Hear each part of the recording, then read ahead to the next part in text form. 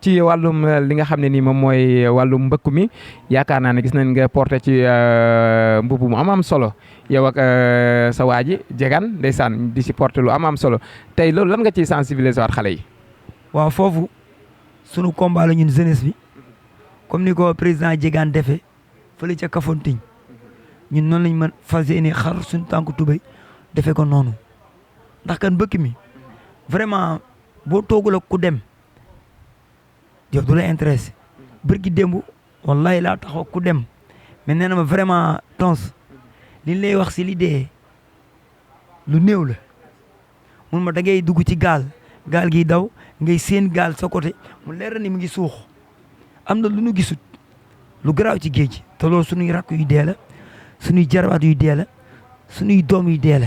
mais Ousmane est-ce que xale yi tamit tey mën nañ leen tee fii parce que koo gisee ñu naan xale yi nee nañ liggéey amul te ñoom ñëpp seen xel yi ñi ngi dem ci Europe pour uti xaalis est-ce que te fii liggéey amu fi. non liggéey mi ngi am nan am patience xaar li président Thierno Mbengue def bu ko ñëpp defee xale yi toog. comme nan. jël leen seen carte ngeen photocopier ko ak ñaari photo andi ñëw leen ci banque yi parce que yéen seen outil de travail lu ci ëpp mooy xaalis ñu lebal leen ngeen dem liggéey fay banque bi xale yi bu ñu amee loolu toog.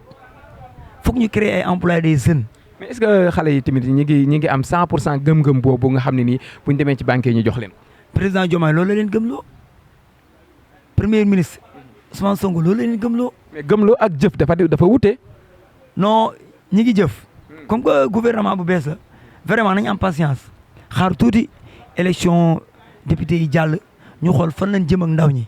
mais leer na ma ne man fa ñu jëm ak ndaw ñi dinañ ci am satisfaction. kon lan nga leen di conseillé ndaw ñi ci biir dëkk bi ñu toog wala ñu dem. nañ bàyyi géej gi buñ gisee voie bu normal ñu jaar ci dem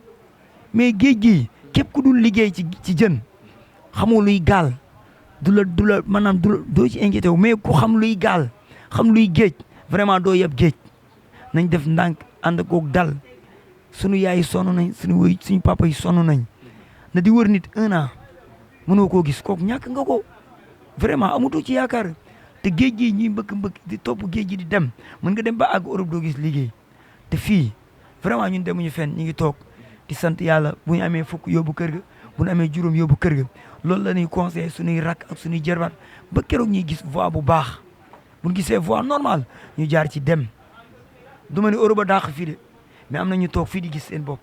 am na ñoo am dañuy dem Europe mais bu ñëwee fii booy wecci leen ñaata marieur ñoo fi nekk.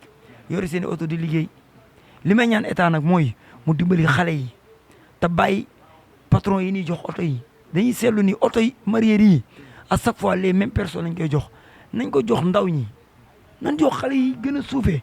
investir leen ñu liggéey yi dem yebi jën ñëw jaay à chaque fois ñan ka daan jox lañ koy jox ñan daan investir dañuy investir cette fois ci nag na loolu changé ñu jël ndaw ñi gën a suufee tey liggéey ci jën ñu investir leen ñu liggéey. ace am na solo ñu ngi koy jaajëfal bu baax a baax président Ousmane Ndiaye dégg ngeen ko kaddu yi rafet na yaakaar naa fi ñu bëggoon mu dugg ak moom yëpp dugg na fa lim mujjee moom mooy sensibiliser ndaw ñi ak état nañu jàppale xale yi teg leen ci axe bu normal li nga xam ne moom la ñuy jox ñi fi nekkoon nañ ko jël jox ko xale yi ñu liggéey parce que ndaw ñi fi nekk ku leen jox ñu liggéey rawatina ñoom ñi nga xam ne ñoom ñooy waa Sanzala ay ndaw lañ waaye ay ndaw yi xam fi ñuy teg seen tànk kon président ñu ngi lay jaajëfal bu baax a baax